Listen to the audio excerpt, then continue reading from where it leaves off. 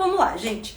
É o seguinte, eu quero falar pra vocês hoje qual é a relação de autoestima e de estilo pessoal. Por que esse é um dos pilares do meu trabalho? Né? Na primeira live, eu falei muito do pilar de sustentabilidade, a gente falou de armário inteligente, de guarda-roupa inteligente, armário cápsula, etc.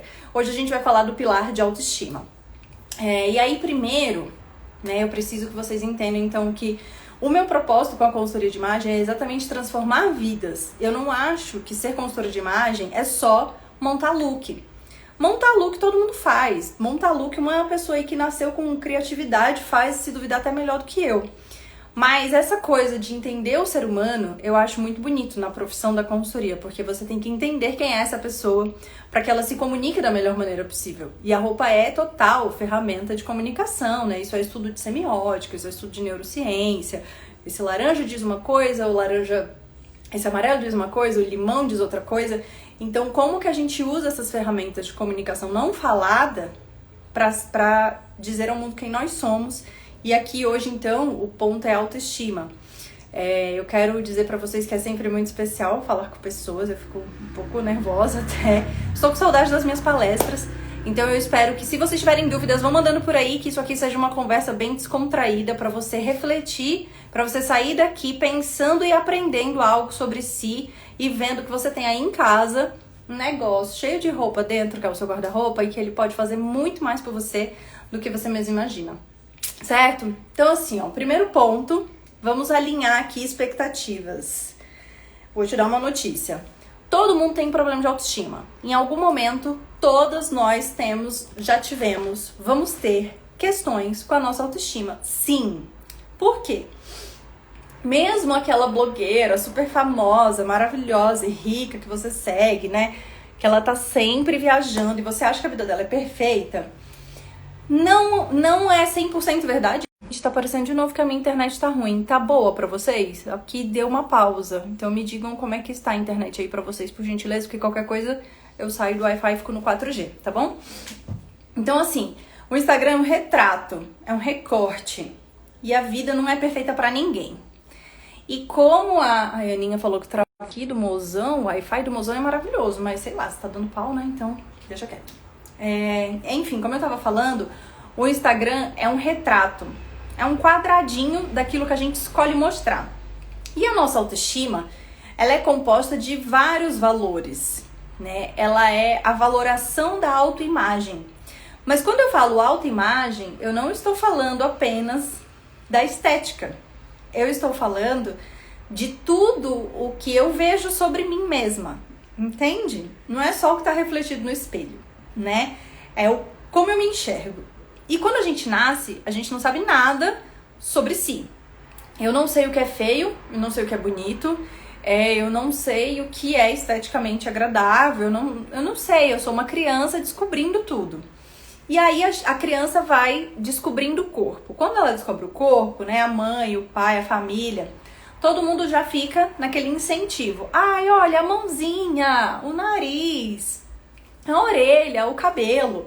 E, infelizmente, por uma construção social, a gente ouve muito mais adjetivos que falam sobre julgamentos do que características, né, de fato. Então, você tem um nariz, que é um nariz pontudo. Todo mundo tem um nariz que aponta. Mas, se o seu nariz apontar para baixo, já vão dizer que você tem um nariz de bruxinha. E se ele for um nariz gordinho, vamos dizer que é um nariz de batata. E aí você já vai, criança, colocando esses outros valores na sua imagem. Você descobre, então, que sua orelha pode ser de abano, mas você nem sabia o que era isso. Você só sabe que você tem uma orelha. Aí alguém falou que tem orelha de abano. Aí aquele tio, aquele primo abençoado do Senhor, ele começa a fazer bullying com a sua imagem. E aí você já vai, desde pequeno, inserindo esses julgamentos na sua estética. E como não são palavras exatamente positivas, né? Ninguém aqui tá dizendo o quê? Que você é maravilhosa. Ninguém aqui tá dizendo que o seu nariz é grande, que ele é imponente.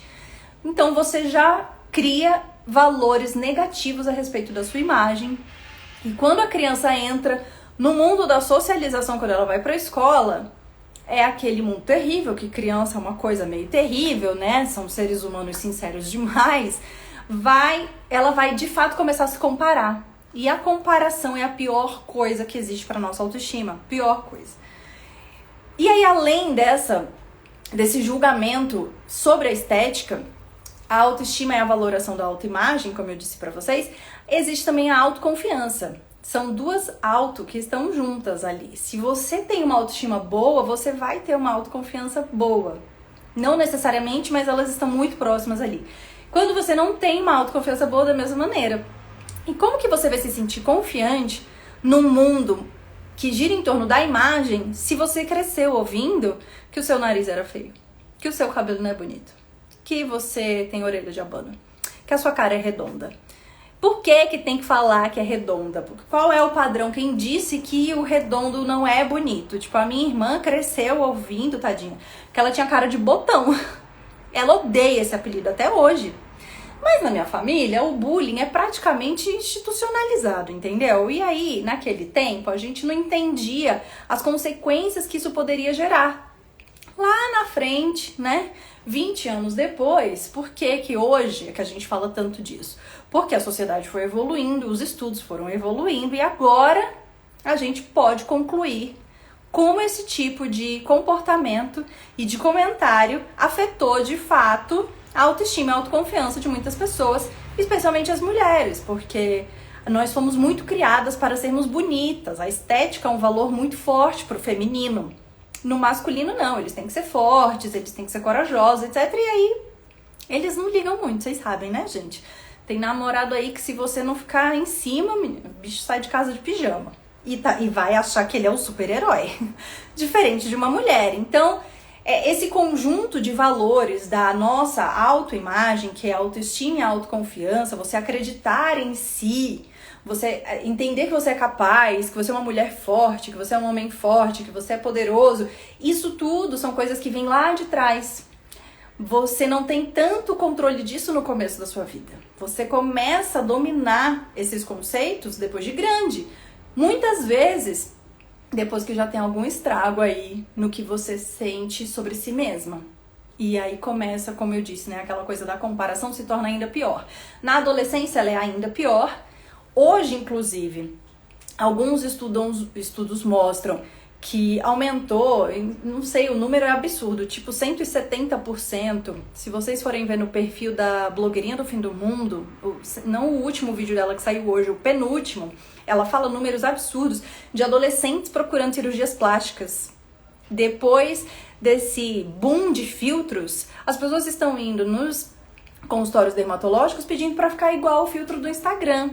Então esse tipo de comparação, né, só piora ao longo do tempo. E quanto mais tempo você passa exposto às telas, pior vai ser para a sua vida. Então eu super recomendo filtro, sempre. O filtro que eu digo é fazer um detox de Instagram, é estipular um horário para não ficar mais vendo, porque de fato nós vivemos numa era de muita exposição, mas esses outros valores externos, é sempre importante reforçar, eles minam o que a gente sente. Se você não tiver muito forte, se você não tiver uma mãe ali que te empodera muito, umas amigas muito legais, ou mesmo fazer terapia, a linha é muito tênue entre seguir alguém porque você acha legal e essa pessoa passar a ser tóxica na sua vida porque você vai se comparar e se entristecer por não ter a vida perfeita que ela tem. E ela não tem uma vida perfeita porque, como eu disse lá atrás, a autoestima não é só um valor estético, ela também é um valor de autoconfiança. E eu garanto pra vocês que ninguém é feliz 100% do tempo. Em algum dia da vida dessa pessoa, ela acordou triste, ela acordou sem confiar tanto em si, ela acordou chateada, só que ela postou uma foto muito bonita e você não sabe o que ela está sentindo por dentro. Certo? Alinhamos as expectativas, então todo mundo tem problema de autoestima, tá tudo bem, você não é um ponto fora da curva, você é a regra, tá bom? A gente vai parar então de achar que só a vida do outro é perfeita. Deixa eu ver aqui. Minha mãe perguntou se piu-piu causou trauma. Não, até que não, mãe. Meu apelido é piu-piu, gente. Eu vou já falar de como eu nasci. Ainda bem que eu não nasci de parto normal, né? Porque eu era bem cabeçuda, coitada da minha mãe. Piu-piu não, mas magrela, acho que mais, assim, tipo Olivia Palito, perna de saracura. Eu não gostava de usar saia, lembra? foi um parto pra começar a mostrar a perna. Quando a minha escola falou que o uniforme ia ser shorts, foi, tipo, o fim da minha vida. Aí, enfim, então, ok, alinhamos isso. E eu quero deixar uma coisa clara também. Esses conceitos que eu falei pra vocês, de autoestima, de autoimagem, são conceitos que eu retirei de vídeos e de textos que eu li do professor Pedro Calabrese e da Casa do Saber. Então, se vocês forem lá no YouTube deles e derem uma maratonada nesse tema, vocês vão encontrar esses conceitos, tá? Eu não tirei da minha cabeça, são coisas da neurociência e da psicologia. Então, certo, agora eu vou contar a minha história pra vocês entenderem que, sim, até essa pessoa que vocês julgam ter um corpo padrão também já teve suas questões com autoestima. Veja, como minha mãe bem lembrou, eu nasci cabeçuda, careca. Se ela não colocasse brinco, tiara, rosa e todos os frufrus, as pessoas achavam até que eu era um menino. Até aí, eu não sabia que eu era feia, gente. Cresci sem pensar muito nisso. Eu vivi numa cidade onde bonito era ter corpão. E na minha família, na época, sei lá, tinha 3 magrelas. Eu, uma outra prima minha, acho que era eu e a Nicinha de magrela, assim, tipo, só. Não tinha mais gente magrela do jeito que eu sou na minha família. Todas as mulheres elas são bonitas, elas têm perna grossa, elas têm bumbum grande.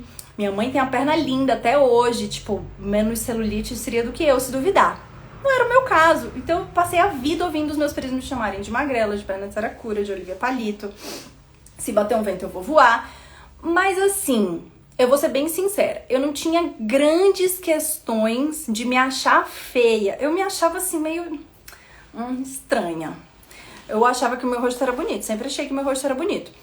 Mas não gostava das minhas pernas, por exemplo. Só que isso não era uma problemática tão grande, e eu acho que em partes porque a minha geração não viveu a exposição que a geração de hoje vive. Não tinha TikTok, não tinha Instagram, não pode falar esse nome aqui, né? Foi mal. Não tinha essa outra rede social, não tinha Instagram, não tinha, né? Essa exposição. Então a comparação era menor, ela ficava restrita ao meio offline que nós vivíamos, né? Que era na escola. E no meu caso, na escola, eu não sei se tem algum amigo meu assistindo aqui, mas vocês podem comprovar. Eu não sei até hoje como que eu beijei na boca a primeira vez. Porque os meninos, eles gostavam de ser meus amigos. Não era pra mim que as pessoas olhavam, entendeu? Era pras minhas outras amigas que tinham corpão, que tinham esse padrão. Naquela sociedade, esse era o padrão. Ok. Foi difícil começar a ir pra escola de shorts. O meu pé era desse tamanho, a minha perna era um palito dentro daquele contexto. Mas vivi assim e foi. Aí quando eu cheguei em São Paulo, eu comecei a me achar um pouco mais interessante, porque já em São Paulo o conceito é outro. A mulherada, ela quer ser seca, né? Todo mundo quer vestir 36 e eu já tinha vindo pronta. Uhul, Mara. Fora que a escola é um lugar cruel. Crianças, elas... Não sei bem o que dizer sobre elas, viu, Aninha? Difícil. E minha mãe lembrou minha outra prima magrela, Ilana. E que no caso dela ainda tinha o cabelo cacheado. Então ela deve ter sofrido bullying dobrado, porque eu tinha o cabelo liso, estava meio dentro do padrão. Então aí, quando eu cheguei em São Paulo, comecei a me sentir mais bonita, sim. Porque as mulheres queriam ter esse padrão e eu comecei a namorar. Então, quando tem alguém que te admira, que gosta de você pelo seu físico também, fica mais fácil. Então, fui ali, ó, vivendo. Beleza, passou essa fase. Aí eu casei, beleza, melhor ainda. Consegui casar, né, meu bem? Pessoa que gosta da magrelinha aqui desde sempre. Pode falar, né? Você se apaixonou por mim quando eu ainda era feia. Tá carregando agora. E, enfim. Aí aconteceu um problema na minha vida, que foi o fim do meu casamento. Quando o casamento acaba, aí a minha autoestima vai pra baixo do nível do pré-sal. Não pela questão estética. Lembra que eu falei lá no começo que a autoestima é a valoração da nossa autoimagem. Mas eu comecei a me ver como incapaz, eu comecei a me ver como uma perdedora, eu comecei a me ver como alguém que não deu certo na vida. Porque eu me separei faltando 3 meses para os meus 30 anos, eu não tinha uma carreira, porque eu tinha jogado o direito pro alto, tinha fechado a minha loja, tinha fechado a outra empresa que eu tinha, não tinha o quê? Meu marido, meus 2 filhos, a minha casa com quintal e o Golden Retriever, aquela foto clássica, bem clichê. Aí a minha autoestima foi pro saco. E eu falei, meu Deus, e agora o que será de mim? Eu achava que nunca mais ninguém ia se interessar por mim, que nada ia dar certo. A minha vida, ela era em preto e branco, triste. Era isso, gente. Quem me conhece aqui sabe que tem um feed de Instagram que ficou 4 anos em preto e branco. A pessoa não tava muito bem. Mas eu comecei a fazer terapia nessa fase, eu fiz coaching e aí eu descobri o meu propósito de vida, ajudar mulheres. Com o trabalho que eu já tinha, consultoria de imagem, só que eu deixava ele meio de escanteio. Veja aí os vídeos de transição de carreira que você vai entender. Então, quando a consultoria se tornou o meu principal objeto de sobrevivência, a minha carreira mesmo, eu fui minha própria cobaia, porque eu não tinha praticado tanto a consultoria. E eu precisava rever o método, fui estudar, fui ver um monte de coisa e juntando com o consumo consciente, que eu não consumi por mais de um ano, eu comecei a fazer as provas de roupa, o descarte do meu guarda-roupa, e eu comecei a exercitar uma técnica que a gente faz, uma dica, né, que a gente dá para as clientes na consultoria de imagem, que é assim, aquele dia que você tá de TPM, tá com cólica, brigou com alguém, tá desanimada, você tem, amiga, que colocar uma roupa que você se sente linda. Por quê? O estímulo vem de fora para dentro. Quando não consegue ser de dentro para fora, você busca ele no meio externo. E eu passei a me vestir super bonita todos os dias, até pra ir na padaria. Tava eu indo a pé na padaria, eu tava bonitinha. Ia pro boteco, eu tinha, nessa fase, eu ia pra um boteco com umas amigas, toda quarta-feira, toda quinta-feira, não lembro. Pra me distrair. E tipo assim, não precisava elaborar não, mas eu ia de short jeans e havaianas, só que eu ia com a blusinha por dentro dos shorts, daí eu colocava um brinco, pra eu me olhar no espelho e ver que, né, nossa, tem alguma coisa aqui interessante. E as pessoas passam a te olhar, aí você fala, tem alguma coisa interessante mesmo.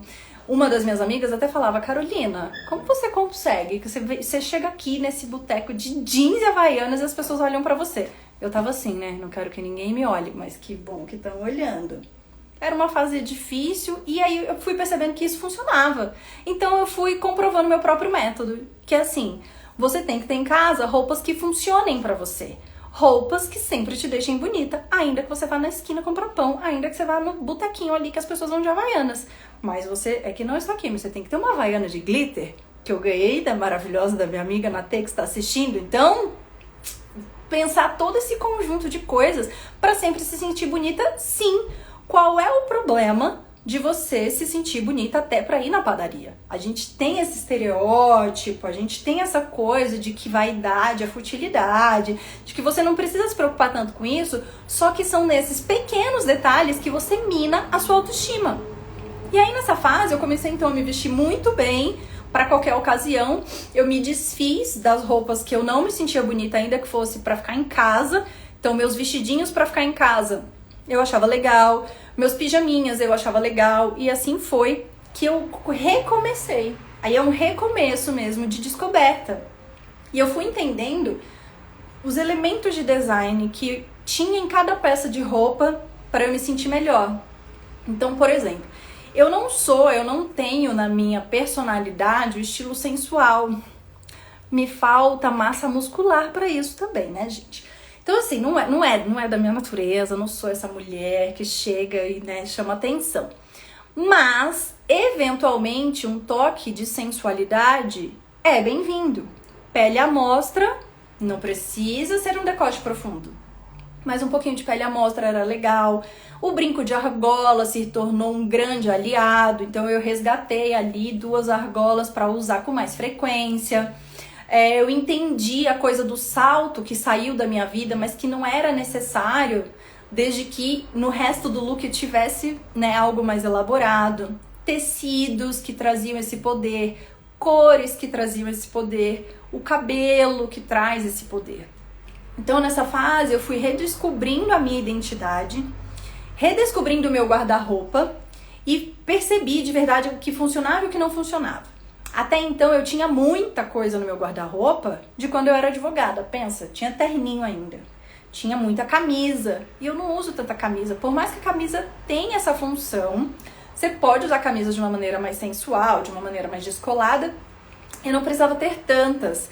Então eu fui tirando tanto Scarpan, que também tem essa função, mas não fazia parte da minha realidade. Então uma coisa também é você entender qual é a sua realidade para alinhar com o que você quer comunicar. Porque aí você falar, então, eu quero ser sensual o tempo todo, mas eu ando de metrô, não vai rolar, não bate. Como é que você vai andar de metrô todo dia com salto 15?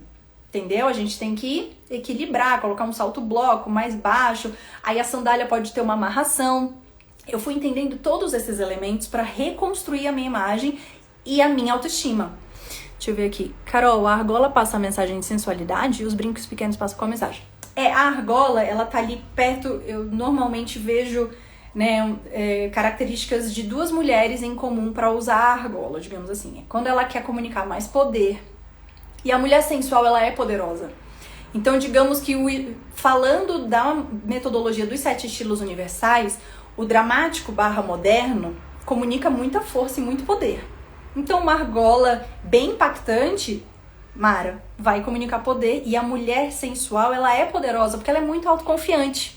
Então, é muito legal até de inserir esses elementos. Por isso que eu digo, quando você está com a autoestima baixa, tá com uma roupona bonita, um negócio que chama atenção. Porque os elementos da sensualidade, do poder, da dramaticidade, da modernidade, eles são fortes, eles têm ângulos. Então, assim, já traz um impacto pra sua imagem. Os pequenos, tipo esse meu, Ana, aqui, ó, com cara de joia, princesa. Entendeu? É isso. Hoje o meu vestido é mostarda. Ele é bastante casual, porque tem esses botões fazendo esse contraste. É um botão meio casco de tartaruga. Ele é de linho, que é um tecido natural, que já remete também a uma coisa mais natural. E aí, pra dar uma sofisticada, eu gosto de usar, ó, o piercing também parece uma joia. Aí aqui tem essa gotinha. E vejam que eu tô fazendo combinação de cor, hein? É lilás a pedra. E o colarzinho também, que parece joia. Então, os brincos pequenos, eles vão comunicar essa coisa mais refinada e sofisticada, entendeu? Então, quando você quiser também dar essa equilibrada e, de repente, essa é a palavra pra você se sentir com autoestima melhor, é parecer mais chique, então é esse tipo de acessório que você tem que ter, que parece joia, que é semi-joia, alguma coisa assim. O relógio, por exemplo, também. Isso aqui foi uma estratégia também, mudança da minha característica de estilo. Esse relógio mais minimalista. Porque o minimalismo tá muito relacionado à elegância, né? Ele é limpo, mas sofisticado. Não elabora tanto. A mulher que é sensual, ela dá mais uma elaborada, assim. Ela pendura mais coisa nela, ela tem mais textura e tal. Mas aí você vai se entendendo e vai fazendo a sua mistura de universos. Ninguém tem um estilo só. Menina, se joga, 2, 3, aí quantos forem. Na verdade, eu acho que o que é mais legal mesmo é entender os universos para saber quando eles entram na sua vida. Entendeu? Se eu te respondi, amiga, eu agradeço que você me diga. Se não, me pergunta aí que eu respondo de novo. Mas aí, enfim, finalizando então a minha história, foi assim que tudo aconteceu e que eu pude comprovar de verdade como a roupa foi uma aliada nessa minha redescoberta.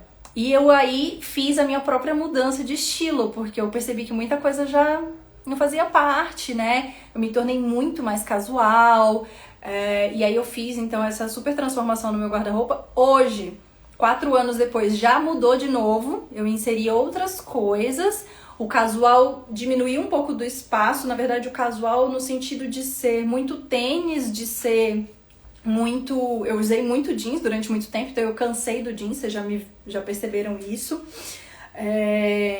Então eu tô agora inserindo mais esses elementos de delicadeza e de feminilidade, digamos assim. Os universos continuam os mesmos, mas às vezes tem um que se sobrepõe ao outro, né? E foi muito legal passar por todo esse processo, porque aí eu falei, cara, esse negócio funciona de verdade. E aí eu passei, então, a resgatar meus contatos e a minha própria comunicação como consultora de imagem. Foi quando eu conheci a Natê, e a gente fez esse super casamento que eu virei pra ela e falei, cara, eu preciso que as pessoas me vejam como consultora de imagem. As pessoas ainda me viam muito como blogueira, como alguém que teve uma loja, que teve uma agência de influenciadores. E eu precisava comunicar outra coisa. Então, o estilo, ele acompanha todas essas fases da sua vida, né? Eu precisava que as pessoas me vissem como empresária, mas ao mesmo tempo, tipo, eu só andava de tênis e era necessário. E como a gente ia fazer isso? Então, entender todos esses elementos foi muito legal. Fico feliz de perceber que eu consegui levar isso para outras pessoas, porque aí nessa fase a gente trabalhou muito para as pessoas me verem como consultora, e foi quando eu comecei então a viver só da consultoria. E 2017, 18 eu trabalhei muito, e eu ainda fazia pós, então eu só conseguia atender clientes a cada 15 dias nos finais de semana, era muito corrido. 2019 eu trabalhei então alucinadamente. Já foram mais de 100 clientes, muito mais de 100 clientes atendidas, né, ao longo desse período. E todas as vezes que eu chego na casa de uma pessoa e começo a falar de autoestima, ou quando eu converso com as clientes e começo a falar de autoestima, e ela me olha às vezes com uma cara de descrédito, eu conto essa história para que as pessoas vejam como é real. Todo mundo tem problemas, né? Muitas pessoas que me seguiam naquela fase não faziam a menor ideia que eu tava com problema de autoestima, porque no Instagram não tava contando necessariamente essa história, né? Por mais que eu tenha falado abertamente, tipo, nunca escondi, gente. Então, um dia eu tenho marido, no outro dia eu não tenho mais, eu nunca fingi que eu só parei de postar foto. Não, eu falei a real. Mas comunicar o que você sente lá dentro é bem complexo, mas eu acho que faz o negócio ser real também. Então eu conto isso para as clientes, aí elas percebem que, poxa, é verdade, ó, mesmo ela, que eu tô achando que não ia ter problema de autoestima, porque já acham, né, que tem um manequim perfeito, teve problemas. Porque a autoestima não é só essa relação estética, é isso que a gente precisa muito entender. É a relação estética e é a relação de autoconfiança. Então, como você se vê, o que você acredita que você é capaz. Nessa fase da minha vida que eu comecei a fazer terapia, eu comecei a me sentir muito mais autoconfiante. E eu me tornei empreendedora, né? Então quem tá aqui, que é empreendedora, sabe. Ou vai. Você tem que fazer as coisas sozinhas. E eu fui olhando pra trás e percebendo que eu estava realmente fazendo o que eu queria fazer. Eu tinha acontecido. Então isso foi me motivando, isso é ainda um combustível. E às vezes quando eu tô meio down assim, eu olho meu caderninho onde eu escrevo as minhas metas, onde eu sou grata, escrevo as conquistas, porque a gente precisa relembrar disso constantemente. Não ache que você vai fazer consultoria de imagem, por exemplo, que você vai lá fazer um detox no seu guarda-roupa e já dei a minha injeção de autoestima, olha, maravilhosa, e aí nunca mais você precisa fazer nada. Não, o processo de autoconhecimento é diário, né? Se desenvolver como ser humano é um desafio constante. Então hoje você vai fazer isso e amanhã você vai fazer outra coisa, e depois você vai fazer outra coisa, e você vai ler um livro, e você vai numa palestra, e você vai conversar com as pessoas certas, né? Porque isso também é uma coisa que super influencia. Eu falei essa semana nos stories como é importante se cercar de pessoas que vão te motivar, e eu fiz isso, sou grata por ter feito esse filtro na minha vida. Então acho que aqui a gente precisa deixar muito claro que a roupa, ela é um pedaço super importante de dizer ao mundo quem você é e o que você acredita que você é capaz, sim. Mas existe todo esse trabalho interno antes de você se olhar para então partir para ação e fazer essa super seleção de roupas, de pessoas que saem, de comportamentos que saem e coisas novas que você vai absorvendo, informações novas que você vai aprendendo sobre si. Por exemplo, aqui eu já falei de elemento de design, de cores, de acessórios, para então passar a comunicar e ser essa nova pessoa que você quer ser, porque é uma mudança mesmo, é um antes e depois. Somos todos perfeitamente perfeitos. Exatamente, Andréa, maravilhosa a frase que a gente tanto escutava no programa Elas, né? Infelizmente agora o Elas vai deixar de existir. Mas é isso, a gente tem que aceitar nossas vulnerabilidades e parar de achar que só a vida do outro é perfeita. Todas nós temos problemas de autoestima, saiba disso em algum momento, mas eu tô aqui te dando uma ferramenta que vai te ajudar, porque me ajudou, e é o meu trabalho e a minha missão, usar a roupa a seu favor. Então, a gente já falou de guarda-roupa inteligente, eu já te ensinei a fazer um detox e a consumir de maneira eficiente. Hoje eu te contei a minha história de autoestima. Já tem aí 2 lições de casa. Refletir e fazer a limpeza do guarda-roupa, provar looks novos sem comprar nada e usar isso como uma ferramenta, um combustível para você se sentir melhor e passar a acreditar mais em você mesma. E também a vestir a roupa para falar, é isso mesmo que eu quero que as pessoas pensem a meu respeito. Inclusive, já às 21 vai entrar um vídeo aqui que fala sobre autoconfiança, sobre seriedade, como que a roupa te ajuda a comunicar mais seriedade, mais autoridade. Para muitas mulheres essa é a questão. né, precisar ser visto de maneira mais séria, ser levada a sério, a roupa também te ajuda nisso, certo? Bom, por hoje era isso. Espero muito que vocês tenham gostado, que vocês tenham tomado nota das dicas. A live vai ficar salva e você não deixe de acompanhar as próximas lives. Toda terça e quinta até o dia 4 de fevereiro a gente vai ter live aqui. E no final tem uma surpresa muito bacana. Vai também e entra no canal do Telegram, porque rola um bate-papo por lá. Vou, inclusive, enviar newsletter hoje, com um pequeno atraso que era ontem. Mas você vai ter conteúdos exclusivos, vai ter uma super troca. E aí não fica de fora, vai saber sempre o que tá acontecendo. Entra lá, tá bom? E a gente se vê então na próxima live, que é terça-feira que vem. Eu acho que vai ser no mesmo horário, às 8. Mas como eu disse, eu vou sempre avisar nos stories e deixar o lembrete pra vocês clicarem e salvarem o horário. Porque pode ser que em algum momento eu altere a hora, tá bom? Muito, muito, muito obrigada. Mãe, também tô com saudade. Leiloca, obrigada. Um beijo pra vocês. Fiquem com Deus e até mais.